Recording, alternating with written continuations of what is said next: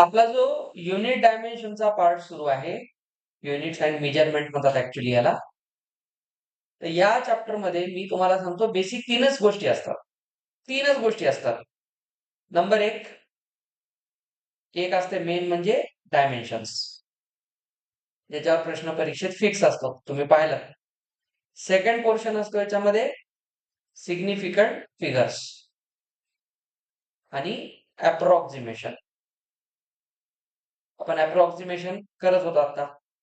Five पेक्षा मोठा लहान, करेक्ट फाय असला तर सिग्निफिकंट डिजिट काढताना इवन ऑड ची केस चेक करतो आपण. आणि थर्ड पोर्शन असतो एरर अनालिसिस. तर हा चॅप्टर जर तुम्ही पाहिला तर या 3 वर बेस आहे. आणि चौथा पोर्शन असतो मेजरिंग इन्स्ट्रुमेंट्स, जे इव्हेंट्स ह्याच्यावरही विचारतो. मेजरिंग इन्स्ट्रुमेंट मी तुम्हाला ऑलरेडी सांगितलंय, हा पोर्शन मी 12वीला जेव्हा शिकवेल त्यावेळेस तुम्हाला त्यांच्यासोबत बसवेल, कारण तुम्ही आता दोन्ही एकाच लेवलला आहात. ठीक आहे. मेजरिंग इन्स्ट्रुमेंट मध्ये आपण सगळ्यात जास्त फोकस करतो वर्नियर कॅलिपर्स. एक डिव्हाइस आहे बारीक मेजरमेंट घ्यायला. आपली जी स्केल असते आपल्या जॉमेट्री बॉक्स मध्ये, तिच्यात आपण मिनिमम 1 मिलीमीटर पाहतो, हे की नाही. मिलीमीटरच्या रेषा असतात बारीक बारीक. पण त्याच्यावर लहान मेजरमेंट असेल तर मिलीमीटर पेक्षाही लहान. मग आपण 1 मिलीमीटर पर्यंत आलोय ना, 1 मिलीमीटर. पण 0.01 मिलीमीटर तर किती लहान असेल, खूप लहान. तर ह्यालाही मेजर कसं करतात, त्यासाठी वर्नियर कॅलिपर सारखी डिव्हाइस आहे. आणि मग आपण त्याच्यात एरर राहतो, त्या एररला कसं अॅनालाइज करतात ते एरर अनालिसिस मध्ये असतं. आता या चॅप्टरचा आजचा आपला लास्ट पार्ट आहे एरर अनालिसिस.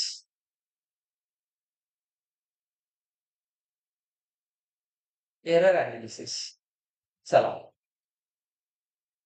आपल्याला माहितीये कोणत्याही टाईपचं जे मेजरमेंट असतं हे कधीही एरर फ्री असतं का? नाही. आपण काही मोजतो म्हणलं तर आपण त्याला ऍक्युरेटली नाही मोजू शकत. जर मी तुम्हाला म्हणलं चला आता या पॉइंट पासून त्या पॉइंट पर्यंतची लेंथ मोजा, तर आपण एखादा मीटर टेप लावला आणि या पॉइंट पासून त्या पॉइंट पर्यंत गेलो आणि काही रेषा आल्या समोर, तर बघा ती रेष त्याला मॅच होत नाही बऱ्याच. तर आपण अंदाजे घेतो ना, अरे या रेषेला एवढंच राहिले. समजा आपलं मेजरमेंट ह्याचं किती येत असेल, समजा हे आहे तुमचं 2 फुटाचं. ठीक आहे. आणि हे तुमचं ऍक्च्युअल किती आहे समजा तुम्ही स्केलवर पाहिलं 1.999 समथिंग आले. मग आपण काय म्हणतो 999 घेत नाही, आपण 2 करून टाकतो. म्हणजे आपण 0.0001 का होत नाही, त्याच्यामध्ये कॅल्क्युलेशन एरर ठेवतो. तर हा जो एरर असतो, या एररलाच आपल्याला अॅनलाइज करायचं असतं. म्हणून एक गोष्ट लक्षात ठेवायची, error analysis is a special scientific technique in which we follow some mathematical tools to minimize the errors. Errors in any kind of measurement cannot be made zero. Error कधीच झिरो होत नाही, तो मिनिमाइज होतो. आणि मग minimise करण्यासाठी आपण काय करत असतो, ऍव्हरेज घेतो. ऍव्हरेजची ऍब्सोल्यूट व्हॅल्यू घेतो. ऍब्सोल्यूट व्हॅल्यूला पर्सेंटेज मध्ये पण घेतो. पर्सेंटेज इज अ रेशो, ठीक आहे. लहानपणी शिकलो आपण, percentage is a ratio in which the denominator is always 100. म्हणजे पर्सेंटेज झालं. तर लक्षात घ्या, एरर वेगवेगळ्या टाईपचे ते तुम्हाला परीक्षेत विचारत नाहीत, फक्त लक्षात ठेवा. लिस्ट काउंट एरर म्हणजे एखादं डिव्हाइस काय करतं, मिनिमम मिनिमम किती एरर चेक करू शकतं, तो त्याचा काय झाला, लिस्ट काउंट झाला. लिस्ट म्हणजे सगळ्यात लहान. तर बघा, एरर मध्ये पहिला आहे लिस्ट काउंट एरर. म्हणजे हा एरर कसा असतो, कमीत कमी किती एरर तो कॅल्क्युलेट करेल. लिस्टचा अर्थ काय, स्मॉलेस्ट. List count error. दुसरा असतो इन्स्ट्रुमेंटल एरर, जे मी तुम्हाला मागे शिकवताना लिहून दिलेले, आता फक्त रिवाइज करतो. Errors occur due to the instrument. Instruments may be faulty sometime. आता आपण बघा लहानपणी सर्कल काढण्यासाठी तुम्ही राऊंडर वापरत होता. त्या राऊंडरच्या वर एक लॉक असतं त्याला गोल फिरायचं, आणि ते बऱ्याचदा ढिलं व्हायचं. त्याच्यामुळे तुम्ही पेन्सिल लावून फिरवायला गेले की ते हलायचं, आणि त्याच्यामुळे तो सर्कल कधी कधी पूर्ण व्हायचाच नाही. म्हणजे सर्कलला तुम्ही फिरवता फिरवता बरोबर आलात आणि अचानक इथं आली की ते हल्लं, मग इकडे गेलो. असं खूपदा होते, लहानपणी तुम्ही पाहिलं असेल. तर हा इन्स्ट्रुमेंटल एरर आहे. त्याचा अर्थ असा नाही की आपल्याला सर्कल काढता येत नाही. आपण इन्स्ट्रुमेंट काढायलो, पण ते इन्स्ट्रुमेंटच पेशंट झाले. त्याच्यामुळे तो इन्स्ट्रुमेंटल एरर आहे. Some errors occur due to instrument problems. Third टाइपचा एरर कोणता असेल? Random error. आता हे माहित नाही. सर आम्ही सगळी काळजी घेतली. लिस्ट काउंट प्रॉपर पाहिला, इन्स्ट्रुमेंटही चांगलं घेतलं. तरी एखादा एरर असा येऊ शकतो, की त्याचं रिझनच सांगता येत नाही. म्हणून त्याचं नाव आहे रँडम एरर. त्याच्यानंतर एक असतो ॲक्सिडेंटल एरर. आता ॲक्सिडेंटल एरर काय असू शकतात? Error gives to high or low results. कधी-कधी रिझल्ट्स खूप जास्त घेतात, कधी-कधी खूप लो घेतात. ठीक आहे. Measurements involving these error are not included in calculations. Accidental error आपण कॅल्क्युलेशनमध्ये घेत नाही. चुकून झालेले असतात. त्यांना कॅल्क्युलेशनमध्ये घ्यायची गरज नाही. आणि एक असतो सगळ्यात मेन म्हणजे सिस्टमॅटिक एरर.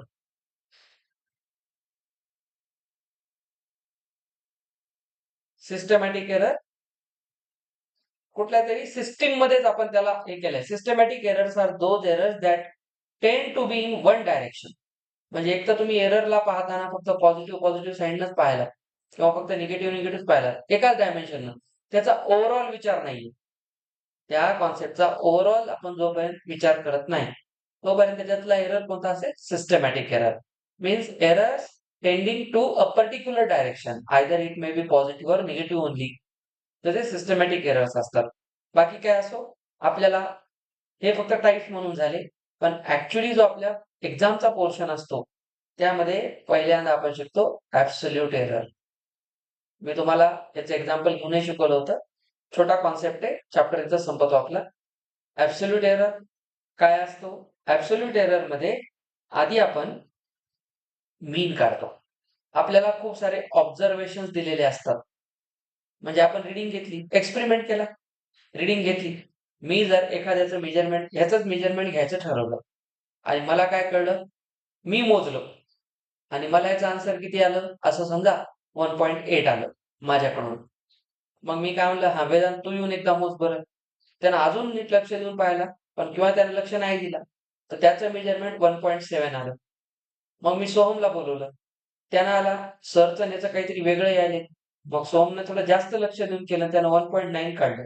आणि सर मी तर फार चांगलं केलं बघा, तुमच्या दोघांचं चुकलं असेल. मग आता मी शेवटी प्राप्तीला म्हणलं, आमच्या तिघांची काही खरं नाही, तू मोज. तिने काढलं आणि तिचा आन्सर 1.7 समथिंग आलं. म्हणजे दोघांचं 1.7 च्या आसपास आहे. म्हणजे त्या दोघांचं मेजरमेंट मे बी करेक्ट असू शकते. कारण जास्त लोकांनी करून पाहिले आणि सेम आन्सर जास्त वेळा येत आहे किंवा त्याच्याशी मॅचिंग आन्सर येत आहे. याला म्हणतात ऑब्झर्वेशन्स. कधीही तुम्हाला एरर काढायचा असेल तर सिंगल मेजरमेंट मध्ये घेत नाही. आपण काय म्हणतो? अजून एकदा मोज, अजून एकदा करून बघ. हे पुन्हा पुन्हा करून बघ. जसं आपण म्हणतो प्रॅक्टिस. हां सर, डोमेनचे क्वेश्चन सारखे चुकायलेत लॉगचे. काय कर? अजून 4 प्रश्न जास्त सोडव. सॅम्पल घे ना. एक क्वेश्चन सोडून तुम्ही म्हणू शकता का? एकच सोडवला आणि तो करेक्ट आला. त्याचं मिनिंग आहे तुम्हाला लॉग आला. किंवा एकच क्वेश्चन घेतला आणि तेच चुकलं. त्याचा असा अर्थ नाही की मला लॉग येतच नाही. मी 100 क्वेश्चन केले आणि त्याच्यामध्ये जर 90 चुकायले, तर समजून घ्या लॉग समजलंच नाही याला. कारण तुम्ही सॅम्पल मोठा घेतला ना. 100 क्वेश्चन केल्यावर चुकण्याचीच प्रोबॅबिलिटी जास्त आहे. तर रिझल्ट आपण एवढा म्हणू शकतो, की याच्या शिकण्यातच एरर आहे काहीतरी.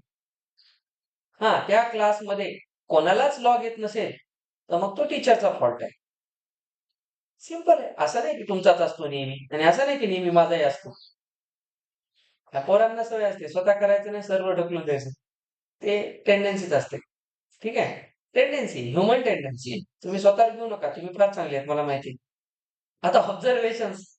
आपण वेगवेगळे ऑब्झर्वेशन घेतलेले. एक्सचे आपण ऑब्झर्वेशन घेतला. पहिल्यांदा मोजलं X1, मग X2, मग X3. असे मी काय केले? 10 ऑब्झर्वेशन्स घेतले.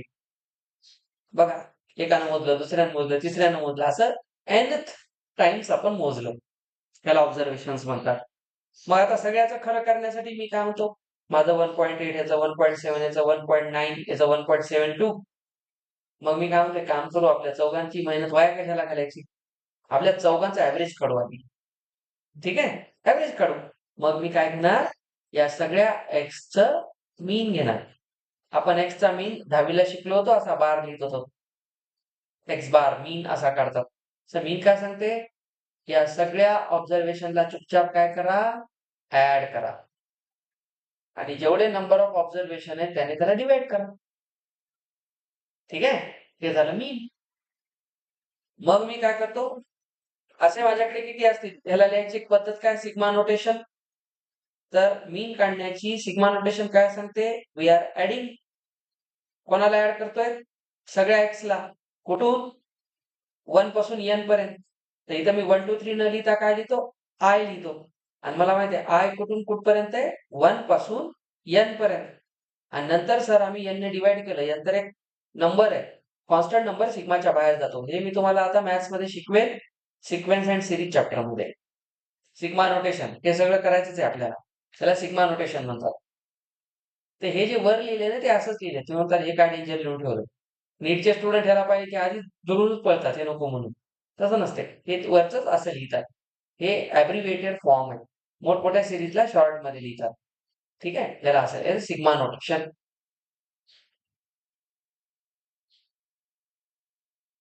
आता पहा, मग मी सगळ्यात आधी काय काढतो, मीन काढतो. मीन, हा मीन आहे. मग मला काय करायचं आहे, ऍब्सोल्यूट एरर काढायचं. ऍब्सोल्यूट एरर म्हणजे काय, तुझंही खरं नाही माझंही खरं नाही. चौघांनी केलं ना आपण, चौघांनी केलं, मी म्हणलं हा मी मीन काढला. आपण काय करू, चौघांसाठी एक असा काय करू, ऍब्सोल्यूट एरर काढू. मग ऍब्सोल्यूट एरर काढण्याची पहिली स्टेप काय, मीन काढा. आधी मीन काढा आणि मग काय करा, ऍब्सोल्यूटचा अर्थच आहे की तुम्ही ऍव्हरेज घेताय. ऍब्सोल्यूट एरर x1, त्याच्यासाठी काय करायचं, तुम्ही जे मीन काढलेलं आहे त्याच्यातून तुमचं ऑब्झर्वेशन मायनस करा. म्हणजे असं समजा की मी मोजलं 1 आलं, दुसरं कोणी मोजलं 1.2 आलं, तिसऱ्याचं 1.3 आलं आणि चौथ्याचं 1.4 आलं. तर मी याचा मीन कसा काढणार, ऍडिंग ऑल डिवायडिंग बाय 4. हा कोण आहे, एक्स मीन आहे, दिसला, हा एक्स मीन आहे. मग मी काय करणार, एक्स मीन किती आला बघा, हा 2 म्हणजे हा बघा 3 4 म्हणजे हा झाला 4.9 बाय 4. 4.9 बाय 4 ला मी 1.2 न उरला म्हणजे 1.2 झाला म्हणजे 8 झाले, 1 उरला तर 1.225. आता ह्याला मी काय करतो, अप्रॉक्सिमेट करतो माझ्या म्हणण्याप्रमाणे. इथं 5 आला, 5 आल्यानंतर आपण पाहतो इव्हन असेल तर नो चेंज, त्याला 1.22 ठेवलं. तर मग मी काय करतो, इथं सांगा 1.2च मानतो ना सगळ्याला. तर 1.22 मधून मी पहिलं ऑब्झर्वेशन माझं किती होतं, 1, याला मायनस करतो. तर बघा माझा हा किती आला, ऍब्सोल्यूट एरर माझ्यासाठी किती आला, 0.22. ऍब्सोल्यूट एररचा सिंपल अर्थ, मीन किती आला 1.22 आणि मी काढलेला किती होता 1. तर माझा एकट्याचा एरर किती आहे, माझ्या मोजण्यामध्ये 0.22 एरर आहे. कळायला याचं मिनिंग समजून घ्या, पाठ करायचं नाही. मी माझा एरर काढला, मग वेदांत म्हणला ठीक आहे मी माझा एरर बघतो किती आहे. मग तो काय म्हणतो, आपल्या सगळ्यांचा मिळून मीन तर एवढा आला होता आणि माझा मोजण्यात 1.2 आलं होतं. तर मग माझं किती एरर, 0.02. यानं एरर कमी केला बघा जास्त, कारण हा आन्सरच्या बराच जवळ आहे ना, मी खूप लांब होतो.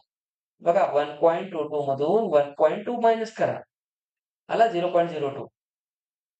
त्याच्यानंतर काय येईल, हा झाला डेल्टा x2. ठीक आहे, डेल्टा x2 इथे घ्या. आता तिसऱ्याचा एरर कसा येईल, 1.22 मधून 1.3 काढा. आपल्याला एरर काढायचा असतो बेटा, म्हणून आपण काय करतो, आधी याची ऍब्सोल्यूट व्हॅल्यू घेतो. तुम्ही बघा हा निगेटिव्ह येतोय, म्हणजे 1.30 मधून 1.22 जर मी काढला तर इथे 8 येईल, 0.08 आहे, पण तो कसा आहे मायनस, म्हणून मी याचा काय घेतो, मॉड. तर एरर मध्ये आपण निगेटिव्ह आन्सर घेत नाही, समजलं, पण त्याला मॉड मध्ये ठेवतो. मॉड मध्ये ठेवल्यामुळे म्हणूनच याचं नाव आहे ऍब्सोल्यूट एरर. ऍब्सोल्यूटचा अर्थ absolute value, non negative value. म्हणून मी ह्याचा मॉड किती लिहिणार, 0.08. आणि मग चौथ्याचं घेतलं, त्यानं 1.22 होतं पण त्याचं 1.4 आलं. 1.4 मधून 1.22 काढा, इथं 8 आला, इथं 0.18 आला. त्याचा मॉड घेतला, निगेटिव्ह होता ना हा, त्याचा मॉड घेऊन किती आलं, 0.18 आलं. पण याचा निगेटिव्ह मध्ये आहे, हे दोन निगेटिव्ह होते. तर या सगळ्यांना काय म्हणतात, या चौघांना ऍब्सोल्यूट एरर म्हणतात. मग मी काय करतो सर, ऍब्सोल्यूट एरर काय काय आले, लक्ष द्या, मजाक चालू नाही. ऍब्सोल्यूट एरर काय काय असतात, डेल्टा x1, डेल्टा x2, असं कुठपर्यंत गेलो, डेल्टा xn. आणि याचा ऍब्सोल्यूट घेण्यासाठी मी यांना काय लावले, मॉड. मला निगेटिव्ह व्हॅल्यू ठेवायची आहे, नावात ऍब्सोल्यूट आहे, विसरू नका. सर मग एवढे काढले, आता आपल्याला एवढं तर कळलं, माझी चूक किती झाली, ह्याची किती झाली, ह्याची किती झाली, प्रत्येकाच्या मोजण्यातली चूक काढली आपण. मग जे एरर होता त्या सगळ्यांच्या एररचा एक मीन काढेल मी अजून ऍक्युरेट करण्यासाठी. मग त्याला म्हणतात ऍब्सोल्यूट एररचा मीन. म्हणून ऍब्सोल्यूट मीन एरर. म्हणजे मी आधी काय केलं, स्टेप समजून घ्या. हे खूप जणांना कळत नाही बरं, पाठ करतात म्हणून. हे ऍक्च्युली सायंटिफिक मेथड आहे एरर कमी करण्याची. मी आधी काय केलं सांगा, ऑब्झर्वेशन, मेजरमेंट घेतले. मग मला कळलं प्रत्येकाच्या मेजरमेंट मध्ये प्रॉब्लेम आहे. मग मी सगळ्यांचा काय काढला, मीन काढला. मग त्या मीन पासून पाहिलं, माझं किती चुकलं, ह्याचं किती चुकलं, ह्याचं किती चुकलं, मीनला कम्पेअर केलं त्याला. म्हणजे मला काय भेटलं, ऍब्सोल्यूट एरर भेटला. आता मला ऍक्च्युली एरर सापडला, ऍब्सोल्यूट एरर प्रत्येकाचा. आता पुन्हा खूप झाले ना एरर सगळ्यांची ऍब्सोल्यूट. मग काय म्हणतो आपण, त्याचा मीन घेऊ म्हणजे एक नंबर सापडेल. म्हणून ऍब्सोल्यूट मीन एरर घेतात. मग काय करतात तिथं, नीट बघा सगळ्यांनी, डेल्टा x1, डेल्टा x2, असं करत करत कुठपर्यंत आलो, डेल्टा xn. आणि याला परत मी काय केलं, n ने डिवाइड केलं. तर हा काय आला, ऍब्सोल्यूट मीन एरर आला. आणि मग मी काय पाहतो, रिलेटिव्ह एरर, म्हणजे दुसऱ्याशी कम्पेअर करून. नावातच आहे रिलेटिव्ह, म्हणजे कम्पेरेबल विथ अदर, दुसऱ्यासोबत कम्पेअर करणार. तर रिलेटिव्ह एरर काय सांगतो, नीट बघा. जो आपण ऍब्सोल्यूट मीन एरर काढलेला आहे, हा कळला का. ऍब्सोल्यूट मीन एररला मी माझा जो पहिला मीन होता त्याच्याशी कम्पेअर करणार. पहिला मीन कोण, हा मीन होता. आणि हा कोण आहे, ऍब्सोल्यूट एरर आहे. कळलं. चला मी नंबरवर टिक करतो, तो कोण आहे सांगायचं नाही, हा मीन आहे, पहिल्यांदा मेजरमेंट घेऊन केलेला. हा कोण आहे, तुला जायचं जा आता, झालं ना, त्याचा व्हिडिओ बघ, फक्त 2 मिनिटाचा पार्ट आहे तुझा. हा मीन आहे, हा ऍब्सोल्यूट एरर आहे. आणि मग मी काय करणार, यांचा मीन काढून ऍब्सोल्यूट मीन एरर काढणार. मग मी आलेला मीन एरर माझ्या पहिल्या मीन सोबत कम्पेअर करणार. तर त्याला काय म्हणतात, रिलेटिव्ह एरर. आणि एक असतो लास्ट, रिलेटिव्ह पर्सेंटेज एरर. पर्सेंटेजने काढले की त्याला प्रॉपर किती टक्के आलं. मग तो पर्सेंटेज जेवढा कमी येईल तेवढा एरर आपण कमी केला, कमी झाला ना तो. म्हणजे आपल्याला कळते की आपल्या ऍक्च्युअल मेजरमेंट मध्ये एरर किती पर्सेंट आहे, असं काढलं जाते, त्याला ऍक्युरेट केलं जातं. त्याच्यामुळे आपण चंद्रयान किंवा कुठल्या ह्याच्यामध्ये ठरलेल्या वेळेला जातो. हे जर कॅल्क्युलेशन चुकलं आणि त्याच्यामध्ये सॉफ्टवेअर मध्ये तशी जर चूक झाली तर ते मिशन फेल होतात. मग इथं आपण रिलेटिव्ह एररला काय करतो बघा, ऍब्सोल्यूट मीन एररला पहिल्या मीन एरर सोबत डिवाइड करतो आणि त्याला इंटू 100% करतो. समजे, इसे बोलते हैं ऍब्सोल्यूट मीन एरर. आता हे जे एरर्स असतात, तर एरर्स आपल्याला वेगवेगळ्या टाइप मध्ये बघायचे असतात. आता याचा लास्ट पार्ट आहे कॉम्बिनेशन इन एरर्स. ठीक आहे, कॉम्बिनेशन म्हणजे मी काय केलं, वेगवेगळ्या एररला ऍड केलं. दोन वेगवेगळे एरर्स काढले. कसे काढले, त्याला आंबलचक मेथडनं काढले. म्हणजे मी एक एक्सपेरिमेंट केला, माझा एक एरर आला. तू एक एक्सपेरिमेंट केला, तुझा एक एरर आला. मग आपण काय ठरवलं, सेम एक्सपेरिमेंट करून. सेम एक्सपेरिमेंट मध्ये माझा एक एरर आहे, तुझा एक एरर आहे. आपण दोघांचा एरर ऍड करून बघू बरं काय होईल. सबट्रॅक्ट करून बघू, मल्टिप्लाय करून बघू, डिवाइड करून बघू, पॉवर मध्ये येऊन बघू. That is known as combination of errors. एररचा combination. It's a very big big thing. तर काही नाही, याच्यामध्ये आपण पहिल्यांदा घेतो. हा थांब, आलोच. Error in sum or difference. तर यासाठी काय सांगतात, एक सिंपल गोष्ट लक्षात घ्या.